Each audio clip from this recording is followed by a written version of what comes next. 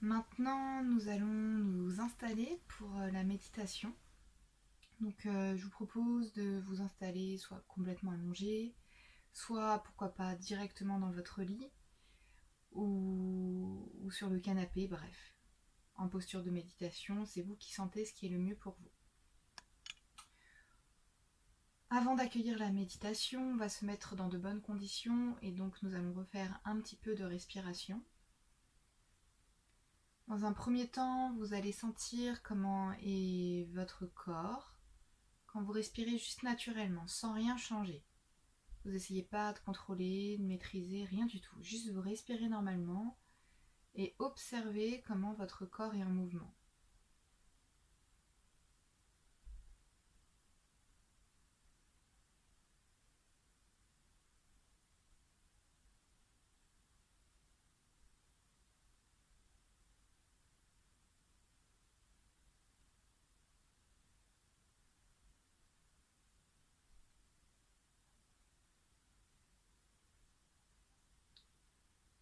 Maintenant, vous allez choisir quelle respiration vous préférez faire, si la respiration ventrale ou la respiration thoracique. Donc pour faire des respirations un peu plus focalisées. Donc si c'est sur le ventre, vous pouvez placer vos mains sur le ventre. Si c'est thoracique, vous pouvez placer vos mains sur vos côtes flottantes. Et vous allez faire au moins 3 respirations de cette façon. Vous n'allez pas forcément le plus lent possible, mais c'est focalisé. Donc si c'est la respiration ventrale, vous sentez votre bas du ventre, votre bas du dos gonflé. Et vous expirez, vous relâchez.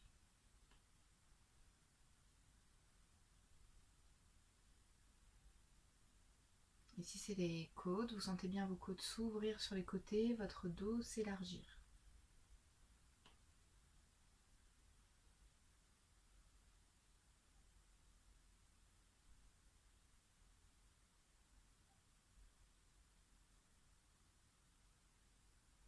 Et vous respirez normalement. Vous allez refaire un petit point, un petit scan au niveau de vos pensées. Observez comment elles sont. Est-ce qu'il y a eu des changements? De quoi êtes-vous accompagné au niveau des pensées?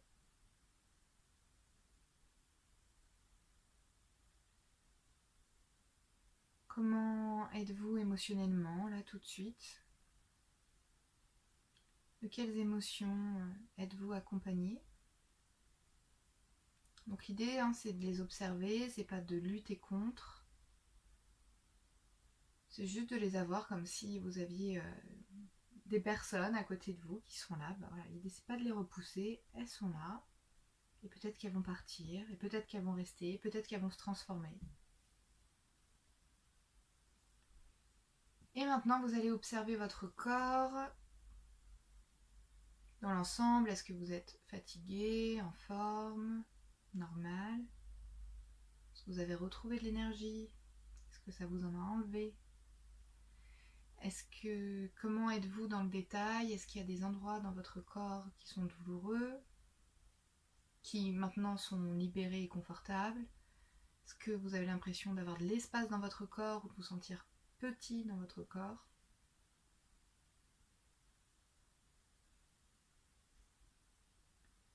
Et là, normalement, votre système nerveux se calme un peu. Vous êtes un peu plus calme par ce petit moment de pause que vous vous donnez. Et aujourd'hui, j'avais envie de vous proposer une méditation avec de la bonne humeur dedans, je crois. Vous verrez ce que ça fera pour vous. Voilà, une méditation plutôt positive. Alors, pour vous donner un peu le contexte de la création de cette envie de méditation, ça a été suite à un podcast que j'ai écouté où André Stern était l'invité. Et il faisait part du fait qu'il parlait de l'enthousiasme. L'enthousiasme est un sujet qui l'anime beaucoup et moi ça m'a fait beaucoup d'écho, beaucoup de déclics et ça m'a apporté beaucoup de choses dans ma vie d'écouter ça. Et il a donné le constat suite à une étude d'une moyenne bien sûr, mais que les enfants, en tout cas les enfants en bas âge sûr, mais les enfants généralement, ressentaient des élans d'enthousiasme toutes les 2 à 3 minutes. En tout cas, sur un enfant de 3 ans, on peut le voir très facilement. Et c'était comparé à des adultes qui ressentaient cet enthousiasme en moyenne 2 à 3 fois par an. Ce qui montre un énorme fossé, un énorme écart dans les façons de vivre l'enthousiasme.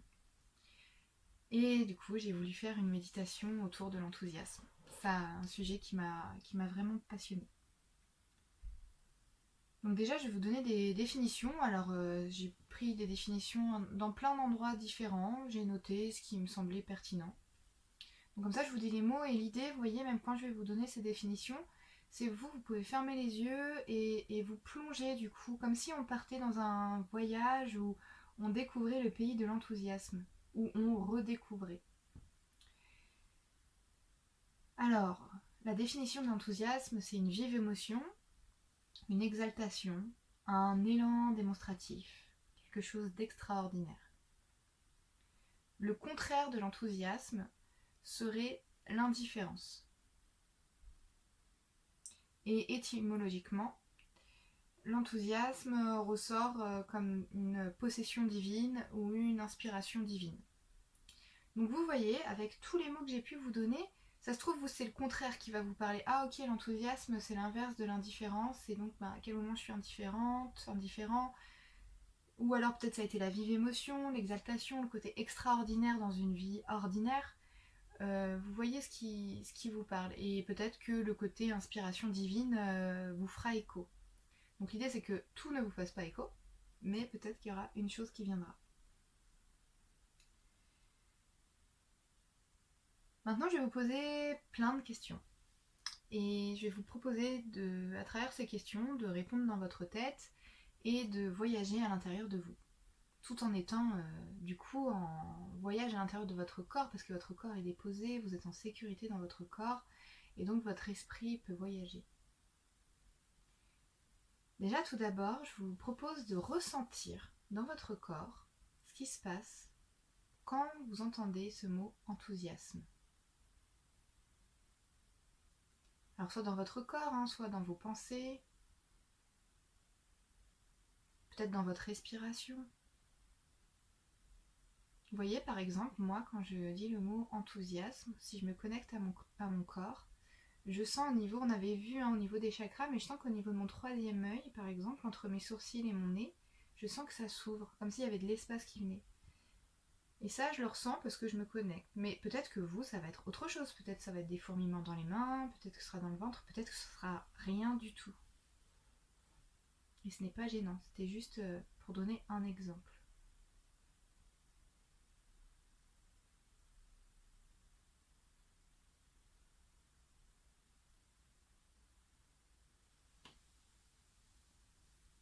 Je vous laisse ressortir de ces ressentis que peut-être vous pourrez continuer à vous plonger tout au long de cette méditation. Maintenant, je vous propose de faire appel à vos souvenirs, à votre mémoire. Je vous propose de vous replonger, quand vous étiez enfant, jusqu'au plus ancien souvenir que vous avez. Comment viviez-vous l'enthousiasme quand vous étiez enfant? Est-ce que vous avez été enthousiaste? Sachant que c'est pas gênant si vous ne l'étiez pas. C'est juste on essaye de voir qu'est-ce qui vous vient spontanément, sans trop réfléchir, sans se prendre la tête. Est-ce que c'était de jouer avec des amis? Est-ce que c'était d'apprendre des choses? Est-ce que c'était de découvrir un nouvel endroit? Est-ce que c'était manger? Ça peut vraiment être plein de domaines. Donc si vous avez au moins un exemple d'enthousiasme que vous avez pu vivre enfant, gardez-le, il n'y a pas besoin d'aller plus loin.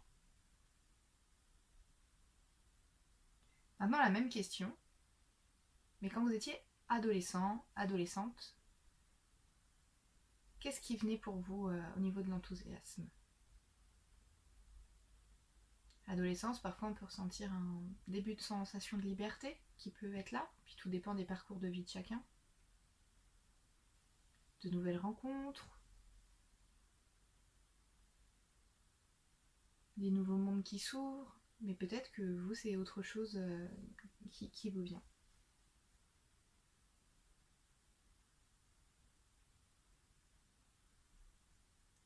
Et maintenant, quel type d'enthousiasme ressentez-vous depuis que vous êtes adulte, ou pour les personnes qui sont encore adolescentes, plutôt maintenant, on va dire ces derniers mois, euh, qu'est-ce qui est le plus fréquent pour vous en enthousiasme? Est-ce que vous avez été enthousiaste ces derniers mois?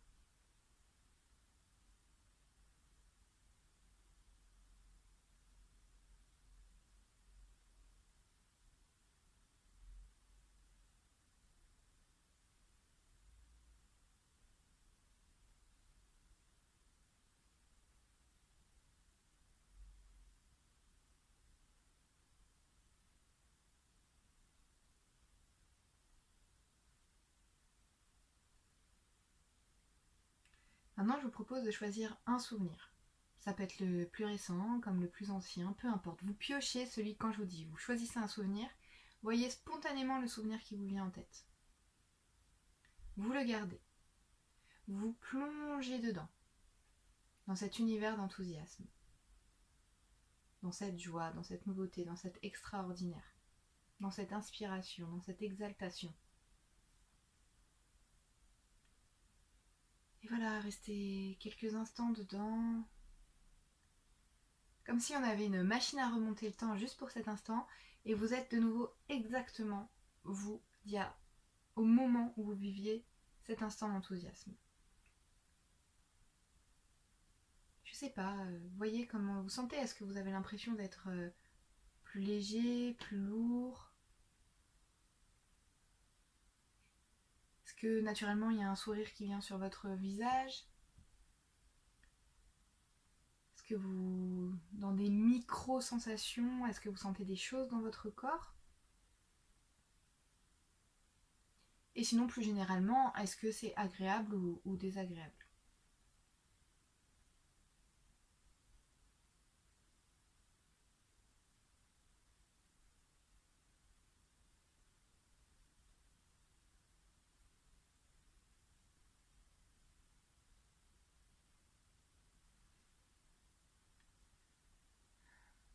Vous pouvez vous détacher petit à petit de ce souvenir, et maintenant, toujours dans mes questions,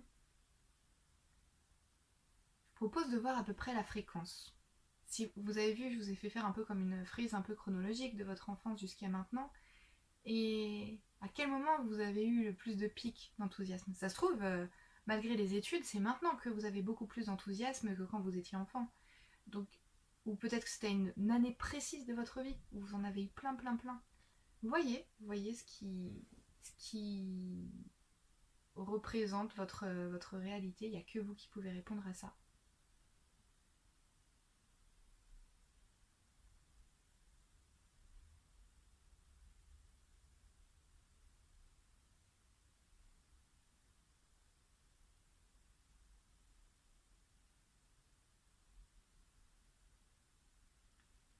Et dans tout ce que vous avez vu sur votre frise très rapide chronologique autour de l'enthousiasme, je vous propose d'observer quels sont les domaines où l'enthousiasme est le plus présent pour vous.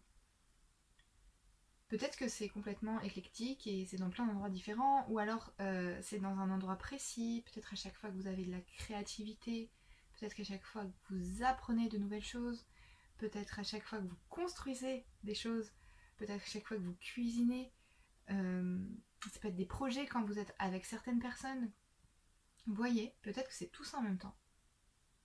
Peut-être que c'est un sujet précis.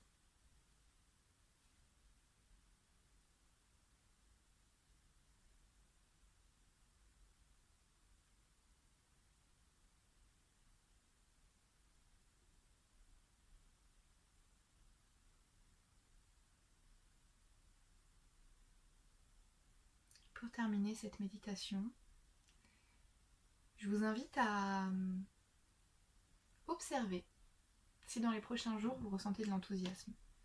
Ça dure pas forcément longtemps, parfois ça peut nous imprégner sur un temps assez long, mais parfois ça peut être très rapide. Et je crois aussi qu'on peut se provoquer ces moments d'enthousiasme. Je sais pas, moi je vous dis n'importe quoi. Si finalement vous vous rendez compte que quand vous êtes avec vos animaux et que vous promenez vos chiens, c'est un grand moment d'enthousiasme, pourquoi pas le faire plus souvent? Ou quand vous cuisinez, vous aimez bien ça. et du coup prendre encore plus de temps pour ça. Ou de voir certaines personnes, et parfois c'est pas les voir, mais juste les appeler. Enfin, je pense que chacun trouvera sa façon de faire. En tout cas, c'est quelque chose qui m'anime et qui me donne beaucoup de légèreté et de joie de vivre en ce moment. Et j'avais envie de vous partager tout ça en espérant que ça puisse, pourquoi pas, si ça accompagne au moins une seule personne, j'en serais ravie. Et à votre choix. Soit vous refermez cette méditation, soit vous vous laissez imprégner de tout cet enthousiasme en vous, et comme si vous repartiez avec ça, comme si vous aviez mis un nouveau manteau ou un nouveau vêtement pour continuer votre journée ou aller voyager dans votre nuit avec ça et vous reposer. Pour les personnes qui veulent dormir, je vous souhaite un bon repos, beaucoup de sérénité.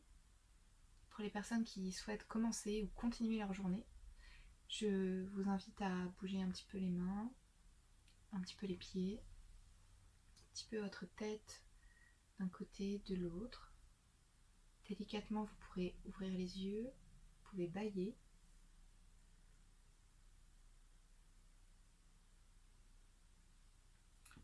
Et vous pouvez prendre votre temps. Et quand vous le sentez, vous pourrez vous mettre en boule sur le côté, vous rasseoir pour faire les aumes, ou alors vous pouvez rester allongé.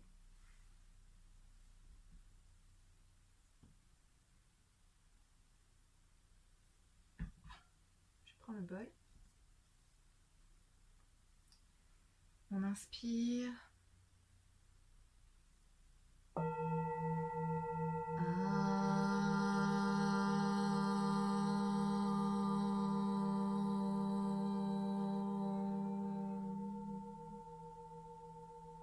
On inspire.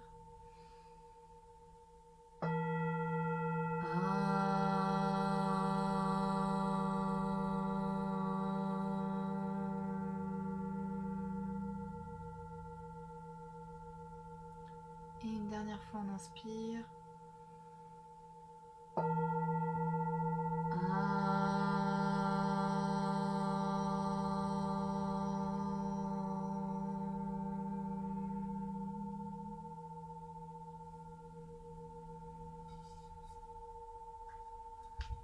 Et on ouvre les bras sur les côtés, on colle les mains ensemble, on descend le long du front, au niveau du cœur. Et merci pour aujourd'hui.